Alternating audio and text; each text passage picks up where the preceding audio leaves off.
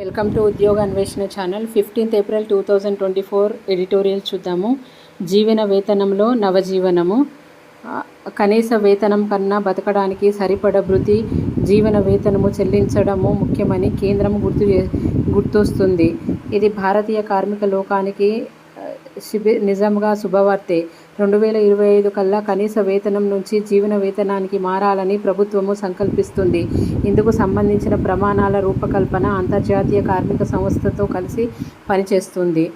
దేశంలో పనిచేసే కార్మికుల వేతనాలు ఆహారము, గృహవసతి, ఆరోగ్యము, విద్య, దుస్తువులు ఖర్చులు భరించే స్థాయిలో ఉండాలని కేంద్ర ప్రభుత్వము భావిస్తుంది. ఈ జీవన వేతనము వ్యక్తుల శ్రేయస్సుతో పాటు సమాజ సమ్మిళిత సుస్థిర అభివృద్ధి సాధించడానికి ఉపకరిస్తుంది. భారతదేశము 1948లో చట్టబద్ధమైన కనీస వేతన విధానాన్ని చేపట్టింది. కనీస వేతన విధానం 1948లో భారతదేశము చేపట్టడం అనేది తీసుకురావడం అనేది జరిగింది. నిర్ణీత కాలంలో చేసినందుకు ఉద్యోగి లేదా కార్మికుడికి యజమాని చెల్లించవలసిన కనీస వేతనం అది. దాని స్థానంలో జీవన వేతన విధానాన్ని ప్రవేశపెట్టాలని ప్రభుత్వం యోచిస్తుంది. అది కార్మికుడి కనీస అవసరాలు తీర్చగలిగే స్థాయిలో ఉండడంతో పాటు ఆర్థికంగా సమాజాన్ని ఆవిష్కరించేందుకు తోడ్పడాలని భావిస్తున్నారు. అయితే 1948లో తీసుకొచ్చిన చట్టబద్ధమైన కనీస వేతన చట్టంలో దాని స్థానంలో దీన్ని అంటే జీవన వేతనాన్ని తీసుకురావాలని యోచనలో ప్రభుత్వం ఉన్నట్టుగా చెప్తున్నారు. ఆదాయ అసమానతలు. నేడు వివిధ రాష్ట్రాల్లో వేరువేరు కనీస వేతనాలు అమలు చేస్తున్నారు. 2023 దేశంలోని ప్రాథమిక స్థాయి కనీస వేతనము రోజుకి ₹178. కొన్నేళ్లుగా దాదాపుగా ఇదే మొత్తం ఉంటుంది. ప్రత్యేక నైపుణ్యం లేని సాధారణ కార్మికులకు కనీస వేతనం చట్టం కింద నెలకు సగటున ₹2,250 నుంచి ₹70,000 వరకు చెల్లించవచ్చు. వాస్తవంలో వారికి చెల్లిస్తున్న నెలసరి సగటు వేతనము 29,400కు మించడం లేదు. ఒక్కో రాష్ట్రంలో ఒక్కో విధమైన కనీస వేతనాలు ఆదాయ అసమానతలకు కారణమవుతున్నాయి. వేతనాలు, ఆర్థిక ప్రగతి, ద్రవ్యోల్బణమునకు మధ్య పరస్పర సంబంధం ఉంటుంది. అంటే దేనికి అంటే వేతనం కానీ, ఆర్థిక ప్రగతి కానీ, ద్రవ్యోల్బణానికి ఒకదానికొకటి సంబంధం ఉంటుంది అని చెప్తున్నారు. వేతనాలు ఎక్కువగా ఉన్నప్పుడు ఉత్పత్తి వ్యయము పెరుగుతుంది. వేతనాలు ఎక్కువ ఉంటే ఉత్పత్తి చేయడానికి వ్యయం అనేది పెరుగుతుంది. అది వినియోగదారుల కొనుగోలు శక్తికి ప్రభావితం చేస్తుంది. అంటే వేతనాలు ద్రవ్యోల్బణం హెచ్చుతగ్గులకు కారణమవుతుందన్నమాట. జాతీయ అంతర్జాతీయ పరిణామాలకు తోడు ప్రభుత్వ రిజర్వ్ బ్యాంకు విధానాలు కూడా ద్రవ్యోల్బణానికి ప్రభావితం చేస్తాయి. వనరులు అందరికీ సముచిత సమాన వాటా ఇవ్వడము ద్వారా ఆదాయ అసమానతలు నిర్మూలించాలి. అది పౌరుల సుస్థిర జీవన సాగడానికి తోడ్పడుతుంది. ప్రజల ఆదాయ అసమానతలు లెక్కించడానికి ఆర్థికవేత్తలు జినీ సూచీని ఉపయోగిస్తారు. అసమానతలు లెక్కించడానికి జినీ సూచీని ఉపయోగిస్తారు. ఈ విధానంలో స్కోరు 0 స్కోరు ప్రజలు ఆదాయంలో పరిపూర్ణ సమానత్వానికి, 1 అత్యధిక ఆదాయ అసమానతలకు సంఖ్యలు. 0.4 స్కోరు ఆదాయంలో సాధారణ వ్యత్యాసాలను ప్రతీకగా భావిస్తారు. స్కోరు 0.5 నుండి 1 వరకు ఉంటే ఆదాయ అసమానతలు తీవ్ర స్థాయిలో ఉన్నట్టుగా లెక్క. భారత్లో 2014-15లో 0.47గా ఉన్న జినీ స్కోరు 2022 వచ్చేసరికి 0.40కు తగ్గింది. కార్మిక వలస కారణంగా ఆదాయాలు పెరిగి అసమానత్వం తగ్గిందని నిపుణుల అంచనా. కనీస వేతనానికి బదులుగా జీవన వేతనాన్ని వర్తింపజేస్తే ప్రజల ఆదాయ అసమానతలు మరింతగా తగ్గుముఖం పడతాయి. అది దేశ ఆర్థిక అభ్యుదయానికి తోడ్పడుతుంది. ప్రపంచమంతటా సరుకులు ధరలు పెరిగి ద్రవ్యోల్బణం పెంచి ధరలకు అనుగుణంగా వేతనాలు పెరగకపోవడం ప్రజల కొనుగోలు శక్తి పడిపోతుంది.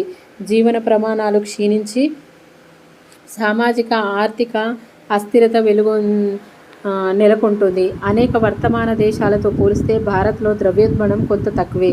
అయినప్పటికీ అది 2013లో 10.202% నమోదై ఆందోళన కలిగిస్తుంది.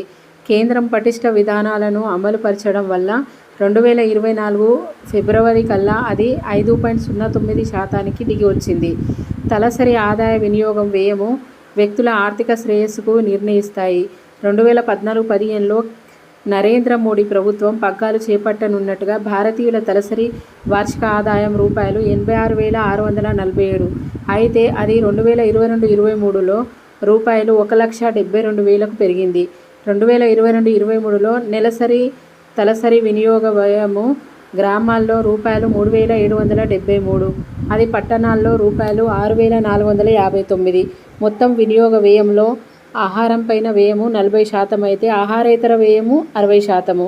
2011-12లో 1,430 గ్రాములు ఉన్న గ్రామీణ ఎంపీసీఈ 2022-23 వచ్చేసరికి 3,773కు పెరిగింది. జాతీయ నమూనా సర్వే విశ్లేషించింది. దేశంలో ఉద్యోగాల కల్పనకు కృషి జరుగుతున్నప్పటికీ నిరుద్యోగ సమస్య ఇప్పటికీ తీవ్రంగానే ఉంది. 2023 జనవరి-మార్చిలో 15 ఏళ్లు పైబడిన వారిలో నిరుద్యోగత శాతము 6.8%. అంతకుముందు ఏడాది అది 8.2%గా నమోదైంది.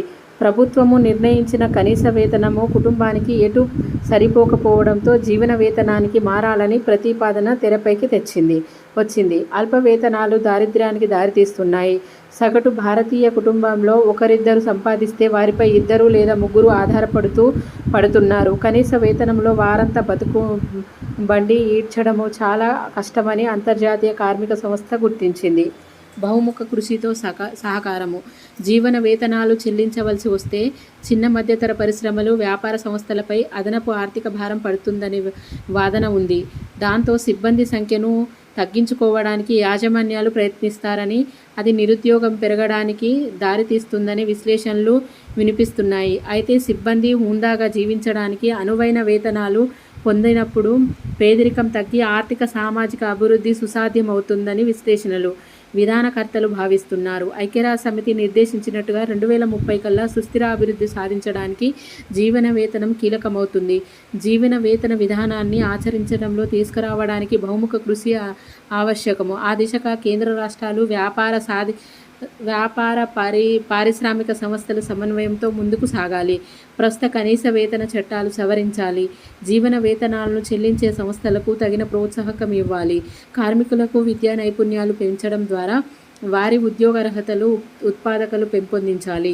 ఇటువంటి కార్యాచరణ సుస్థిర అభివృద్ధి సాధనకు ఎంతగానో కీలకమవుతాయి. అంటే జీవన వేతనం పెంచడం వల్ల, అంటే ఇప్పుడు మనం కనీస వేతనం అంటే మినిమం వేజెస్ అని అంటున్నాం కదా, ఆ స్థానంలో ఈ జీవన వేతనం పెంచడంతో సుస్థిర అంటే సస్టైనబుల్ డెవలప్మెంట్ని కొంతవరకు మనం సాధించడానికి సహకారం అవుతుంది. దానికి సెంటరు, స్టేటు ప్లస్ ఇండస్ట్రీస్ ఈ 3 సహకారంతో, అనుసంధానంతోనే ఇది సాధ్యమవుతుంది అని చెప్తున్నారు. ఇండస్ట్రీస్ ఏవైతే పారిశ్రామికవేత్తలు ఈ జీవన వేతనానికి మారుతున్నారో వాళ్ళకి ప్రభుత్వం కూడా కొన్ని ప్రోత్సాహకాలు అందించాలని ఈ యొక్క ఆర్టికల్ యొక్క ముఖ్య ఉద్దేశము. చూద్దాం నెక్స్ట్ ఆర్టికల్. గొప్పతనము. స్వామి వివేకానంద గురించి ఇచ్చారు. సాధారణంగా మనిషి గొప్ప విషయాల పట్ల వ్యామోహితుడై ఉంటాడు. బుద్ధి తెలిసిన నాటి నుంచి తనే గొప్పవాడిగా ఉండాలని భావిస్తాడు. తన గొప్పతనాన్ని, ప్రతిభను ఇతరుల గుర్తించాలని తాపత్రయపడతాడు. తనకు సంబంధించిన సామాన్య విషయాలను కూడా గోరంతలు కొండంతలుగా చెబుతూ అందరిలో తనలో ప్రత్యేకమైన వ్యక్తిగా భావించుకుంటాడు. ఇతరుల కంటే ఏనాడు తను తక్కువ కావడానికి ఇష్టపడడు.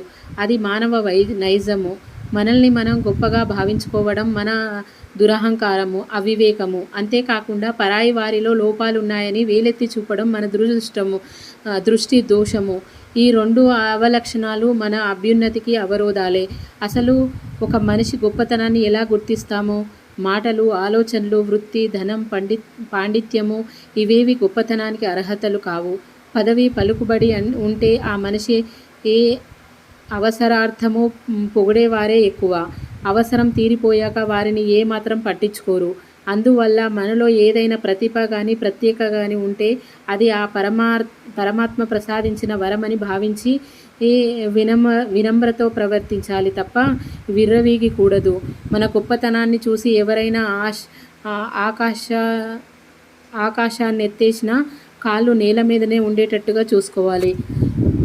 నిజమైన ప్రజ్ఞా పాఠవాలు కలిగిన నాళ్ళు పొగడ్తల కోసము పాకులాడరు, ప్రశంసల కోసము ఆరాటపడరు. తమ గొప్పతనాన్ని గుర్తించి ఎవరు ఎంతగా పొగడ్తారో ముంచెత్తిన వాటిని ఏమాత్రం పట్టించుకోరు. తామరాకు మీద నీటి బొట్టులా ప్రవర్తిస్తారు.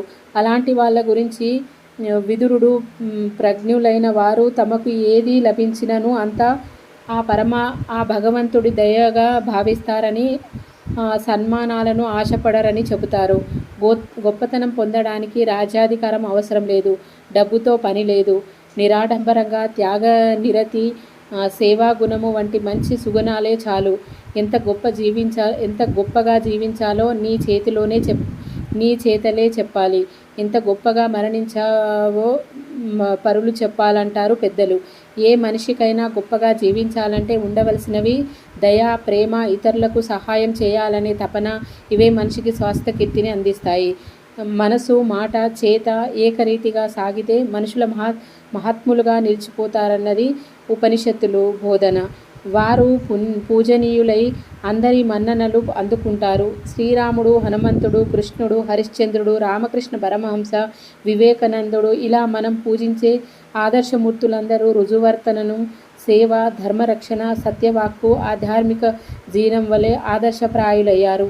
నిజానికి అందరిలోనూ ఆ పరమాత్మను దర్శించేవారు మహాత్ములు, గొప్పవాళ్ళు. మహాత్ములంటే సర్వవ్యాప్తి అయిన ఆత్మ అనుభవం కలవారు.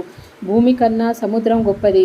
ఆ సముద్రానికి ఒకే గుటకలో మింగిన అగస్త్య మహర్షి అంతకన్నా గొప్పవారు. కానీ ఆకాశంలో ఉన్న అన్ని లోకాల్లో ఒకే పాదంతో కొలిచిన వామనుడు అగస్త్యుని కన్నా గొప్పవాడు. ఆ పరమాత్మునే తనలో అందరిలోనూ చూసే సాధకుడు మరీ గొప్పవాడు కాదా? అందుకే మనిషి సృష్టిలో ప్రతి జీవిలోనూ పరమాత్మలోనూ దర్శించి ప్రతిఫలాపేక్ష లేని సేవను అందించాలి. అప్పుడే అతడు మహాత్ముల్లా అందరి మనసులో నిలిచిపోతాడు. ఇది ఊరికే చదవాలనిపించింది. మిగిలిన ఈ 2 మాత్రం ఇంపార్టెంట్. స్వేచ్ఛకు సంఖ్యలు, జీవన వేతనం అనేది నవజీవనానికి అవసరం అనే దాని గురించి ఈ 2 ఆర్టికల్ మాత్రం చాలా ఇంపార్టెంట్. మీకు నచ్చితే లైక్ చేయండి, షేర్ చేయండి, సబ్స్క్రైబ్ చేయండి.